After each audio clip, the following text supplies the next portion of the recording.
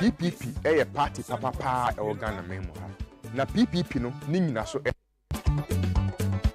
PPP ya son.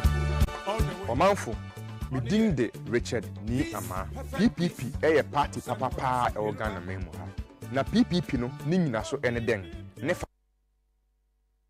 Yo amanfo yechiamo enawie so midin ede Richard Ama na sena munim no PPP nyina so ene yede rebre mu no dwumedi a yede asiwo ama amanyuku PPP si yede recheche ya amanyuku no ya amamrem ene nete nti nefidan so yaba be hia na ne asema yaba be ka ho asem no ene abrofo ka sem wo frɛ no emergency systems Ghana ha nanu ya yebete was no bed ambulance the whole country ye nipa beye in pimpim ahasa 30 million nanso ambulance okrum ha endu 50 e ho nsensem obi yare no wode ne ko hospital a doctor fusempa ni ho nti wontumi nge no no agya nipa no wakofi na sebe wakwako owu a ense na emfata saa ne ma ne nyina no obi bebi sese na manyuku ahoro a okrum hanom no yeba ne yebekese monto abama yen ne yembedi oman no so a kwan benso ene yebefa ne yede aso saa problem ya no na magana fo ho ato ho nti nenso PPP ya basi ye ba beka emergency systems ho asem na Ghana fo ehu okwan a moto abama yen na ye ba na ye bedi oman no so a ye behwe ne yaboa ama emergency no etumi aye adwuma okrum hanom na ansa na ye befi dwumedi na se no mamenka e wusi se wo ye PPP ni na opese wo boa e ma party ne konani ma ade ba akwen se wo ye ne se fa wo phone na send text message PPP na fa ko phone number 1402 unya yesa pe na yesa wa subscribe to party no inti da bia nhihye bia wo bia ye send message na unso unsa beka bi na yesa party no ereko nanim ade ba kon so a mpese meka ho asem ne se party no ye wo number bia ye de atugua a yesi obi opese otu ani dues biara obetumi atu ani dues e de afa na ma no so afa GN mobile money so na number no 056 077 1377 se o dial GM mobile money fuku na *712# no select option 3 no follow prompt na wo so nyina no obetumi atu ya odi so hono ma eno no wo ya wonte wo hwe charging fees 0 je se yente wo bibia na se na medical aka kire wo no adwumadi ye no na eye enti se wo question bi na apese wo de ba na ye bisa wa wo be fa phone no wa send WhatsApp wo de akọ numbers na begu TV na nim no 050 154 5049 eno ne WhatsApp line na yede bedi dwumedi no me paw chew enfre ya da bia yede number no tugua na yekese nkrofo send message a na ebinum frefre wo be fra ye be pon no na afiansa na message na afiase ba nti me paw chew a wo message bi edify emergency systems ho ambulance ho hospital ho ne ade a wo de send them WhatsApp no na fa bra ye be kenkan ma 050 154 5049 na enne mensaka opehini kesi bi a chese wako school esuesua na ma bebiri ye de afa senia wotumi hyehyɛ emergency niama ewa amano no kwa abrochira pane kra wo bi ketewa bi wo ifinu nya frɛ 191 ubehu na ambulance abegina ho no abefa no ama na duru no wode na hospital na se won akosa na yare fefefe nti abrofi one life expectancy ni obru ni bekese life expectancy no nam 80 90 Ghana ha so do ba ha ye life expectancy no nam 40 50 60 chese ye nchane ye wu esan say hospital ni ade no intumi nya adwuma ye nti na ya to nsa afre obi okuninin a onim emergency system so asem a oye party bamapa ye friend Eric Bano o wa Blekuma Central a oye party ni ba wo honom na papa yi wa ye ne wo friend ENT chese emergency medical technician course no wa ye bi enya ho distinction enu nkodachi sesei no onya wo friend no physician technician physician assistant yenra Eric Bano michao na awie yo ni meje so ye da so se ye to nsa frɛ wo na wanya kwan aba na oni aba be din komo no wa po mu teden nyame adom ma po mu ye pa de nyankopon ase yenra Eric yemfi ase se woka emergency system a ase che se den yo ni ye me se me da se before I start to make sure ahwefo previous ahwefo na etiefo nyina mo aha ba dwuma di so ye de se mo ehwe program yo ni yaka say emergency system emergency system no e be yenhwe no from trauma ene if I say obi e pre ne medical but dodo na han ye hu no a haye pa trauma ne say bia ka enya kwanhia hospital bia emmen eden na ye beye e de aboa sa nipa no okosa ahunhia mu no te ka say emergency system eno ye baako trauma say accident ana say obi apira enye planting say obi wo fia oya bi say malaria ana say wenya yare bia chronic onim say yare we wo ho nti tem ye wo nduro no ho say eba obetumi de sia no emergency system no emmon kaye say make say trauma accident ana say obi apira sa situation any fe emergency system e wo Ghana ha any amanu nyina e ka say emergency system any some medical emergency system and so emmon ka bi di say obi nya bi fe no hypoglycemia the sugar na conform and so emergency nti e ba sa na e dan na nipa no e beye eno sa no mani nyina so e fe no emergency no intensive hospital esi wo ya fiefie mu sorry train stations car stations sa na eno man sa no esisi je ka se emergency system bibia emmon kaye etumi ba etumi ema nipa hwe ne nkwa ena ye emergency systems ye da se papa pate se wama yate emergency na se je se yare a wonya we se ebeba heart attack ba funa brofo na kan no me pese obobiem hypoglycemia na ke se sugar na conform yes. I see na me bi na me so my doctor eno so emergency emi say ekoso power ye memu aside epra no ene accident be sisi no ebi obi hemu ka ase na ejahye no gas ahye no ni nyina ka boni panom na ni na emergency emi say part of the world e Ghana ha no ye ni hye pa e masa no ma we titam bi esi a ye ta hwe wo na ma me bisa wo be ye bosome ba ko ye twam kwei nanka asema trend wo Ghana ha pa ye ambulance any no bed na ne Bank of Ghana nom ne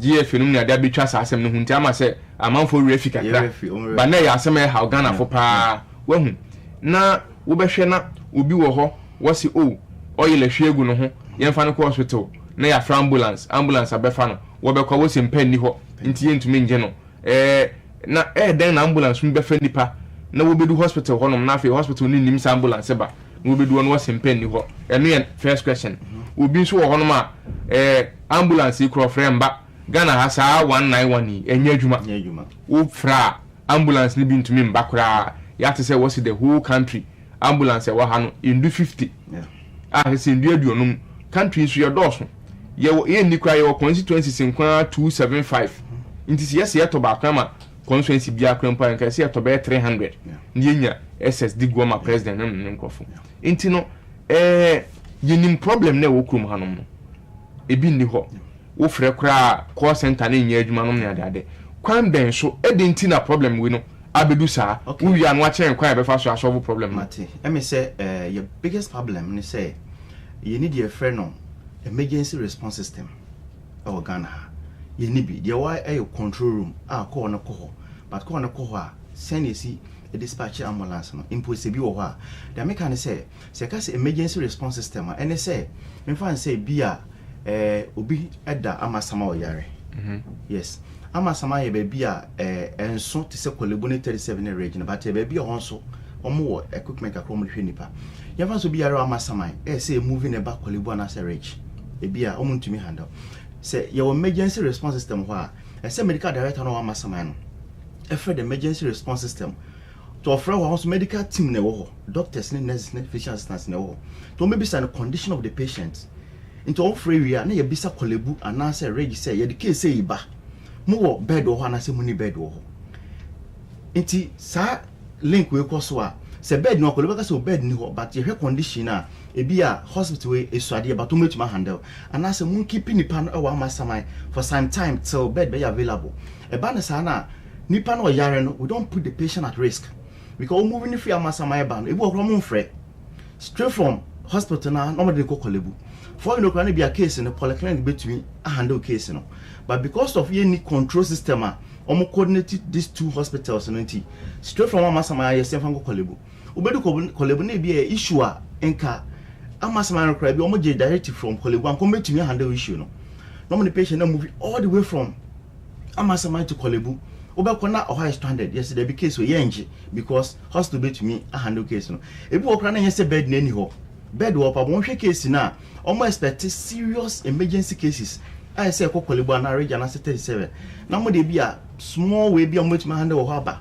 but because of sa coordination we need emergency response system ni no na sa case we na patient na esenke ye hwe ne ye care for the patient ye na call na sa kolebu si bed ni ho ye na correct so hwe case na so so one free and yes you need bed e wona bed because of man free no on me refuse case no okay mami bisa follow up question good na when we see you nyina ye nim se wo hospital a we register no am card yeah into emergency asi men fan say accident asi wo kwan finfini the nearest hospital na wo no nipa wo card no nyina no wo ni hospital card eno no kwan ben so na hospital na fa so e de handle won yes there's a hospital and say emergency is an emergency. You don't need to ask the patient or a victim a card before you attend to the person. Whether any pan or card or any card, say once emergency is an emergency, you don't have to reject emergency. Wouldn't need to maybe say a question with you, Madam Fubi, your friend Kwedo, IGP near the friend any nickname. In fact, one of MPP for you organizer will propose. Yeah. 2016, he almost died because Am Roberts echo nifie, echo bone to him matching. And homogene who's kaying now. And our branches at Mama Samayon or Nanti Fifi Mujana Etuno or the Nanti Fifi Aquapa taxi driver bicho and my taxi driver and driving the Nukudu Kolebu. Omukudu Kolebu Anopa bare 5 a.m. By the time I Kolebu for a man and Pania de Dason, now where we are one. I didn't hear now only card, Unkuta scan shop or bet you am a card. And I feel or panko for chose won fa ne phone in friend ebusuan for mo no mo betu scan answer until say ebusuan for betu ya no mo ye card no kolebufo amane bi so na mpane bi wo no nti no so no how do we handle it? Yes, very bad. Very bad. Once an emergency you don't have to ask for card or money, but here memu ha de sa na ewo nti I'm not surprised enye kolebu pe hospital bre o kwa na say emergency pa even in ambulance team cry the case kwa the way on basi handle yen agi case no emergency pa nipa ni wu no kra e wo baka say bed ni ho bed no kra na say o doctor na say physician assistant o ba ambulance na be hwe nipa na hwe ne condition now stabilizing no because ambulance is just giving pre-hospital care yen to me hwe na because any equipment ni na wo pre-hospital care say asi wo twi kakra pre-hospital care ni say wako scene na wako fa obi Ghana ha ye free bi scoop and run ufa nipa na o de ne ba hospital nti baby accident ni be si no from baby accident ni be si a do hospital no treatment ade be man nyina no ene fa ne pre-hospital care. Ambulance is not a hospital. You are just giving a pre-hospital care. Say oh my treatment before answer na ade nipa na do hospital. And no equipment that wo ambulance no no enye enough to sustain the person for a long time. Say doctor na omo, say physician assistant na omo, say nurse na omo, it doesn't matter. Once it's an ambulance no, you ntumi hwe na nkodu. Ti do hospital na so far is an emergency no.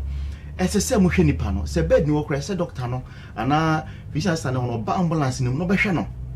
But you who is you no Ghana. It's all because of well, me blame we but a leadership. This kind of things na say you to me tenacity. You who the right person obey to me LED sanoma way nyina. Oh, obey this sanoma way nyina no to me coordinate all the system because enye difficult. So ambulance ba ko kana so planning here at least obey to me save life. So that can say wa down free or the moja free fear ko do us they say on fa ne card emra on to sika. No. Moja na tu no na nyame kra na dono na nko betumi collapse o kwan so ewu. Nti once we tumi force abedi hospital no. There's no excuse. There's so much no. Omo hwe ni wi ansa no madi man sa no ma we na because obi sa sa no ma we na say nipa ne hwere ne nkwa e de na obeka. Nti ekoso power ememu a. Yo, medase Enria Eric. Na mamenka ya tiefu si. Mpamocho number no mehu se mo frefre. Mamu mfre. Yesre mo a se wo bibi kan send message ana WhatsApp message na fabra. Ye reckon kan dia ma. Yen show no ye nye calling.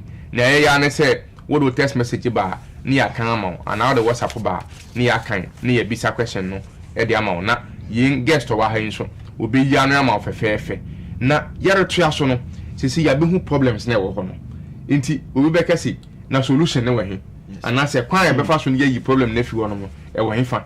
Yes, me fa we kan as me kan problems no another major problem so ho ye ye ni ambulance ambulance ni so said I can show my Ghana population almost 30 million.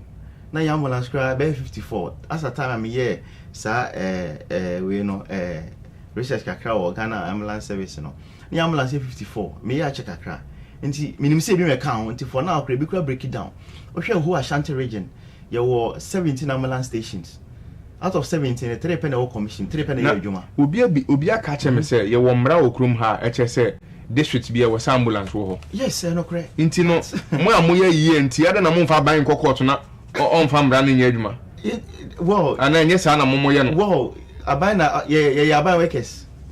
Yes, EMTs and the government. Nti me am a private citizen, meet me the aban akokotro. Because on top ambulance mo bia wo district. Yes. It's answer sa na mbra ne kan. Yes. Nti aban ubie district mo no.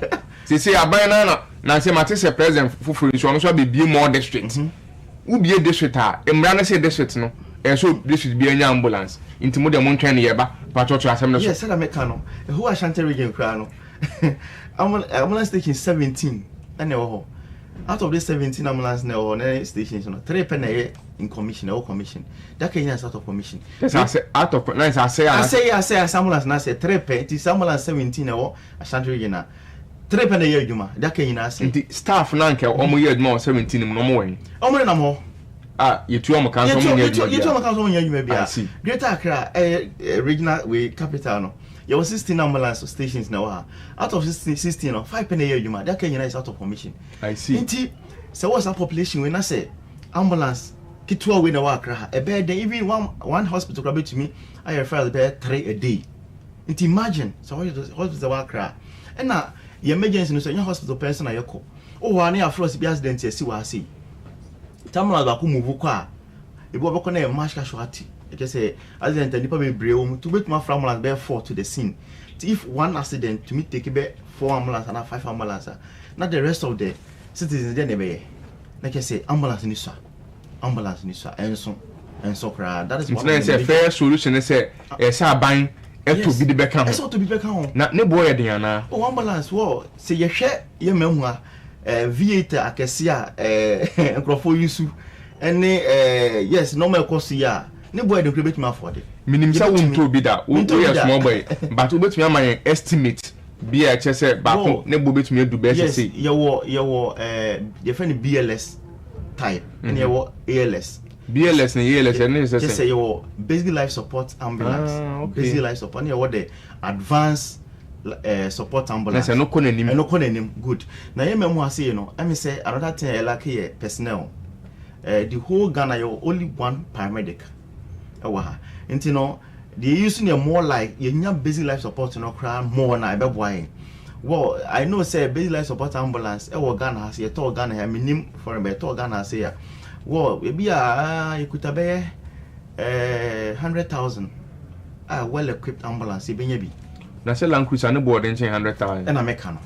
Say me to be that. But averagely if you to me Land Cruiser say twem wo man kwan so ne no me oh say nan say wo hwe graphic ma omo ye ya advert Toyota for ni Mitsubishi for ni ade e bi 150,000 e bi so 250,000 it say 100 times bit me at ambulance and I say Land Cruiser ba kokra bit me at oba emienu oh bet me yes nti say the American no ye hwe ye party mu a say the 2016 2006 election na ye ka no say Kenya kwanya na me hope say Ghana for best omo de be mayen can say in district biano, you bet me a provide ambulance, even schools, any university crowd, be a big ambulance mark. Because aside ambulance and also no, any ambulance can say provide I say Nipana on measure ambulance and so no, any community ambulance, you see a training personnel no. With the man be some question back. Who can say okay BBC, the whole Ghana your paramedic back. Paramedic no, just a one way. Where you admire ambulance no no accident. Okay, but me shemu akre ka say paramedic you EMT emergency medical technician. You EMT basic. You EMT advanced. You principal.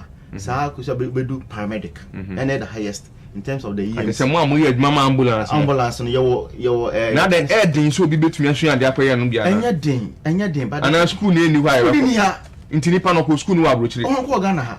You EMT school Ghana ha. There were EMT school Ghana. I went Kenkan, so Ashanti region. I training EMTs.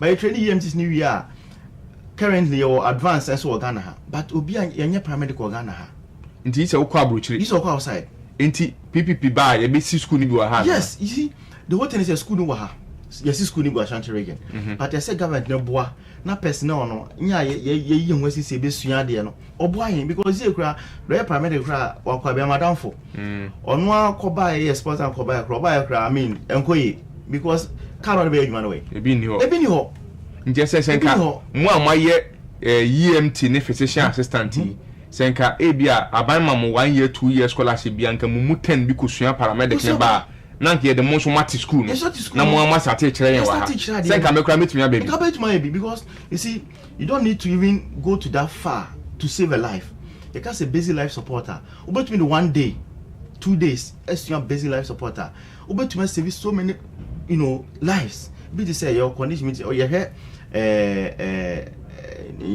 your vice president to free more recently you find a currency Mr.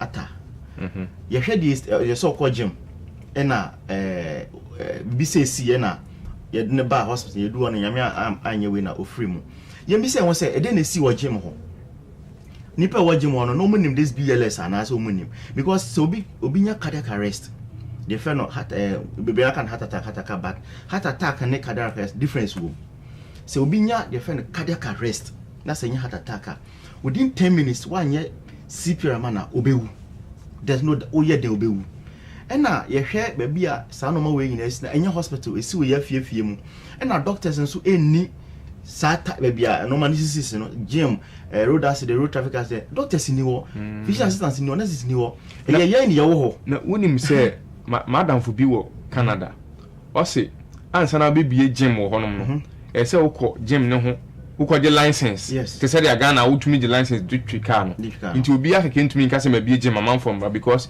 ye oni ma ketenketin bi e se wusua na Emma wutumi abanji wutumu se wo kra betumi abie gym ahwe nkofo na beba bo no so yi exactly because it depends train no koye minim ni train no koye in health condition nti senka idea ye wo ebi obi onim BLS wo ha esi ye na oba assess the pulse if there's no pulse na your pulse lesser and I say the breathing no enye good the friend agona breathing in ya straight oba start CPR you don't need equipment to do CPR obetuma CPR as saving nipa na life because at that time nipa ni CPR or yes CPR mana before the bedroom hospital na just at least CPR now boa ema moja na continue the frusane na adwene no enwu nti yenim nipa e wo ho ena esi ye nso minim se yanyamula de tuma se yanyamula na ntum report enya se yanyamula kran fa na ntum so obodu man na akabeye simenum bi pe na yewie nti mankan WhatsApp message ni bia okay ye viewers mo mu befu parent mpato ma menkan bi na yenhwe we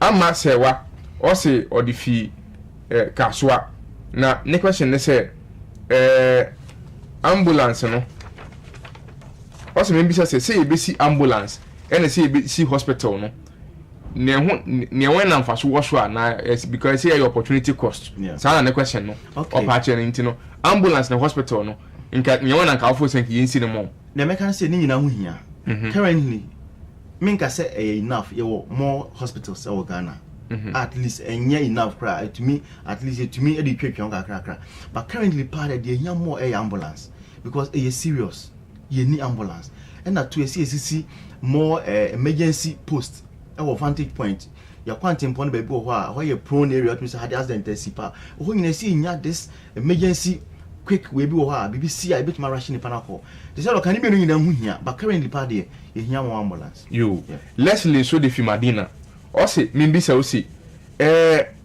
emergency ayifu won we adwuma wo adimu o se ebinum so ba te say nurse fo wo mbu ade nti wa fra won se wo mefa wo nipa no kra no no wo tete nipa no no kre well as you know human institution the distance are bound to happen okoba bia ye wo bad na to nti so do ka mini na chinye no kre even hospitals kra no say na maka no nya a free health professional kra ye nim the right thing kra say the emergency kwa the way bias it means say doctor and nurse bia na physician system be ya kire we be sounds nti we so e ka health workers ni hu bia na nti so do ka mini na chinye ebi wom nti ye behwe na ya correct no no kra bi wom Leslie o say ebi wom to behwe no wa correct nti na mo hwe na munya hu adwuma na we ebeye me final message because emre no ayebe Emily won so wo di fi Madina na wo ba wo se mimbisa me guess ni say but for now translate between let be emu yedin okay but in summary the person can say o say sana MPP funds wo position wo kan nti dent na yenji PPP fundi no correct me say yes do I be that na den e kan twi me say wo hwe ye track record am pese me bo me cover too much PPP a party bi a ye kan di for na ne mpanifo edi enim no omnim do moye enya promise hunu me say Ghana fo enim no ma ekoso wo man yimu ene nyuma bebra ye mpanifo ne bia eko omkoso abie say da meka no ye hia obi a na ne suade hunu no eye good te say ye kan di ni no ye hia obi a ne suade hunu no eye good say kan di say da meka say ye hia obi obe coordinate sa emergency no ma we nyina bom a minimum say PPP ye wo mpanifo ene akuku da mo betuma isa no enye kasa hunu be keke ne kasa ye track record munim ye betuma ye enye ade ye kasa hunu say de kasa opposition abe kasa no ya ye bi a ye gusu ye nti Ghana fo nyema na mabegina kasa promise no mo munim say ye nti sa kasa emergency response system be kai any one ambulance any one district bia be ko school secondary school bia be nya ambulance makoma ko university be nya no ya dia shato a ye be ye ma men kan we fambo a because me PPP ni look ya to Obama MPP ya to Obama NDC ye hu nya wo nyina wo betumi aye ye ntra PPP so exactly ya ntra won a ye hu nya wo betumi aye exactly mre na ye be nanso messages too be per on Facebook am pese menya kan no so kan na ye say ye de and o say Francis Hoba o say previous governments have not done well on this emergency management in our health sector. So we should work holistically on it. Exactly. You, men and you Chris Asante to say you are doing a good work. Keep it up. Inti ashafuni yetefo yedamase yentumi ankan mu nyina mo messages no. Nanso sane yete no adwuma no ye no man eye. Inti etode bi ebetumi akan ni nyina etode bi so yentumi nka. Ni ameme ye ne se memma yen guess no ne final comment na owia ye de dwumadi no akona wi. Inti my 1 minute summarize bibia mayen. Yo matemi say yaka ni nyina sala maka no PPP moma yakwenya sanoma we na ye woma mo one ambulance one district schools benya bi university benya bi obi abenya ne de nti mo nso mo try yenhwe ne yenhwe de enpa ye mamo aside that no so public no so medicating kakra e ka say emergency system a mesrem bebre nti ase se ote se ambulance e de case ba na obo siren it's not always say nipa e da ambulance nim ansa na ese we siren e bia ne afre no so o mefo obi enko hospital foforo nti o kono de empty na ekọ nti mpa mo chawo so hu say ambulance bi atu na one say empty a men ka say because say empty nti me ma na kwan e bia no o attend to emergency nti mesrɛ mo public so yensu ade ye indicate ye ho ne yensu hwe sanoma wo nyina na ma ade no enye easy ma ye nyina medamase yo yeda wase ye Eric say ye to nsa frɛ wo na wanya mmere ene ya ba mi gye di say ye be sa frɛ wo aba bi because me hu say wo nyama na watwe wontumi ankan ni nyina ye be pekan ne abatua so ye tiefo ne ahwefo ene ne amere be ma ye nkwan na ye de dwumadi no aba beduni PPP nyina so na wo hwɛ no medin Ede Richard Ama makramo